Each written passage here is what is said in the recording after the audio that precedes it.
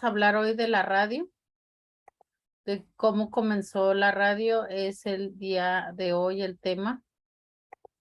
Vamos a ver que el principio de la radio inició por estos dos personas que son James Clerk Maxwell y Heinrich Hertz.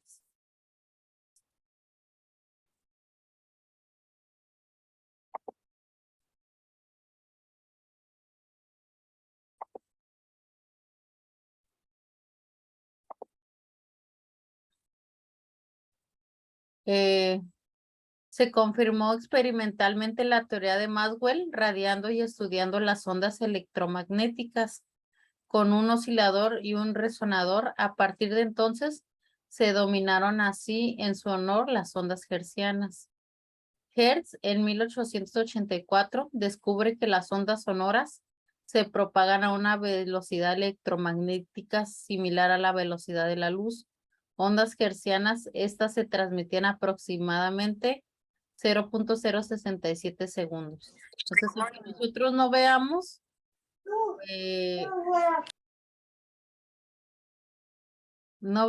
esta propagación de las ondas, las escuchamos, las podemos percibir por el oído.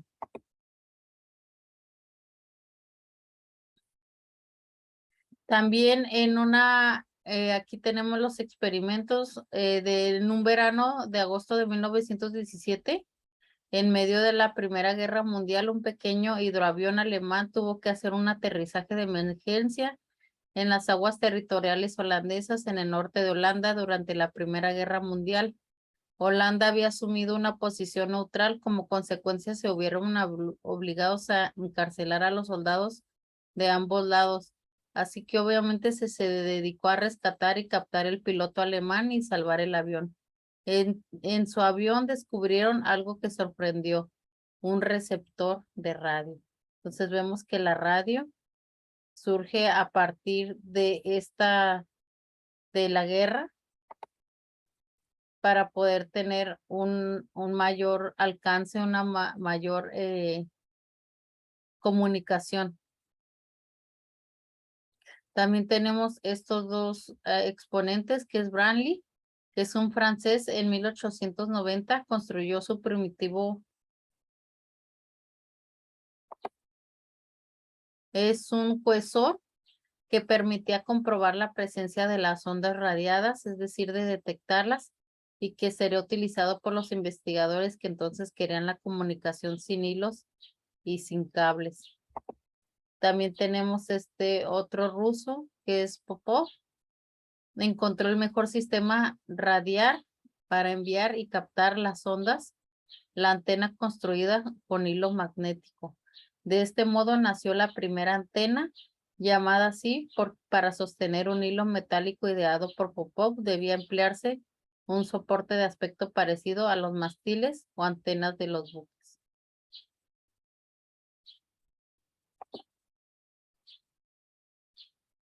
Tenemos el primer transmisión sin cables, que es Guillermo Marconi, que este va a ser un italiano. Es el oscilador de Hertz del inventor, y el detector de Branly y en la antena de Popov eran pues los tres elementos indispensables para establecer un sistema de radiocomunicación. Pues si nos damos cuenta, pues fue un proceso no solamente de una sola persona, sino vamos a ver que tres grandes descubrimientos van a unirse para establecer lo que es la radio en la actualidad. Todos los avances de Hertz, Branly, Popov y llegan a los oídos de este científico italiano, que es Marconi, y decide crear un prototipo. Nadie había podido conseguirlo hasta que en 1895 Marconi realizó el experimentos definitivos que le proporcionaron el título del inventor de la radiocomunicación. Pudo transmitir señales sonoras en ese año a una distancia de 3 kilómetros.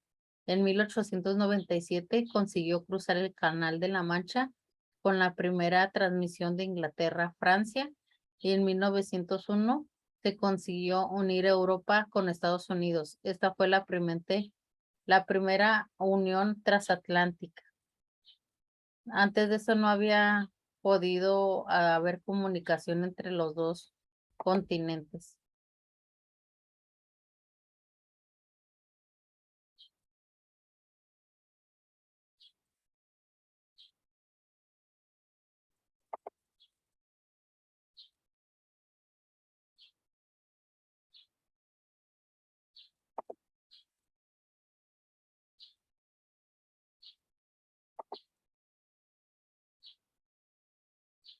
Tenemos entonces un ejemplo del primer radio inventado por Marconi y las diferentes experimentos que antes se habían hecho, pues empezaron a surgir efectos. Tenemos entonces el primer radio. En 1906, Lee de Forest inventó la válvula de módulas de ondas de radio y consiguió crear ondas de alta potencia en la transmisión de la radiofusión. Y aquí tenemos los primeros radios. En 1912, después del hundimiento del Titanic, el Congreso de los Estados Unidos de América aprobó la Radio Act de 1912,4 que restringía las transmisiones privadas, las bandas inferiores de 200 metros. Todos estos planos invaden Europa y Estados Unidos y todo el mundo comienza a comprar las piezas para armar sus propios dispositivos de transmisión radiofónica y surgió un movimiento de radioaficionados. Cada grupo presionó en su país al gobierno para que estableciesen la infraestructura necesaria y creara asimismo un medio de comunicación regular. Por supuesto, los gobiernos enseguida quisieron tener el control del medio de comunicación tan poderoso y empezaron a utilizarlo como un medio de propaganda netamente política. Pues vamos a ver que empezaron los radios en la Primera Guerra Mundial.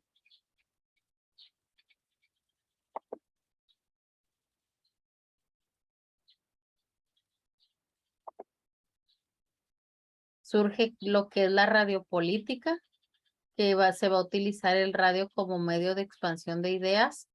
Para lograrlo, Goebbels, la radio para llegar al poder, ministro de publicidad nazi, Hitler escribía que la radio es un arma terrible en manos de quienes sepan hacer uso de ellas.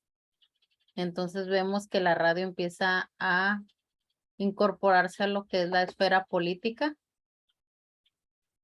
y empiezan a surgir los programas de radiopolítica. Muchos consideran a Nikola Tesla como el verdadero inventor de la radio, aunque fue Guillermo Marconi quien presentó la patente en 1904. Como consecuencia, en 1909, Marconi recibió el primer Nobel de Física por su contribución a la telegrafía sin hilos. En 1895, Tesla ya había inventado un sistema para transmitir mensajes de voz sin hilos. Sin embargo, fue Marconi quien utilizó el invento de Tesla en 1899 para realizar la primera comunicación sin cables. Envió un mensaje entre Dover, Inglaterra, a Boulogne, Francia, a una distancia de 48 kilómetros. Un par de años más tarde, en 1901, amplió esa distancia y realizó la primera transmisión que cruzó el Océano Atlántico.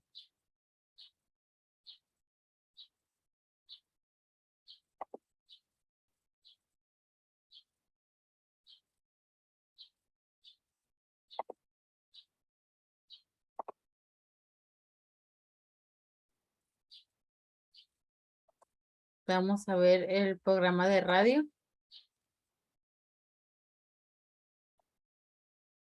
El componente del lenguaje radiofónico va a ser la voz,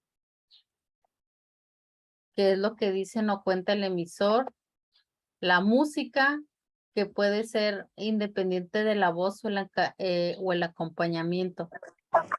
Tenemos varios tipos de música. Tenemos tiene sentido propio, que es objetivo, independientemente de las ideas, se expone en un hecho concreto donde se da lugar a una interpretación. Es cuando la música la ponen como medio de amenizar el programa y no tiene nada que ver con lo emotivo que está en el programa. Muchas veces el programa es de terror y ponen música de terror para que dé más miedo. Entonces, esta música objetiva es un poco aparte de lo que las personas están tratando de decir. La subjetiva, su función es expresar y apoyar las situaciones anímicas, creando un ambiente emocional. Este sí tiene que ver con las emociones que se están dando. Si están contando una historia triste, pues van a poner una música triste. Si están contando algo de terror, pues música de terror. Y descriptiva nos sitúa en un espacio, en un ambiente concreto. Si nos ponen una música de baile, pues sabemos que estamos en una fiesta, ¿no? También los efectos sonoros son efectos que se utilizan para indicar cambio de escena, de tiempo y de espacio, y describe ambientes. A veces cambiamos de tema y en el radio se va a introducir una cortina de sonido, de música, para establecer ese cambio de tema.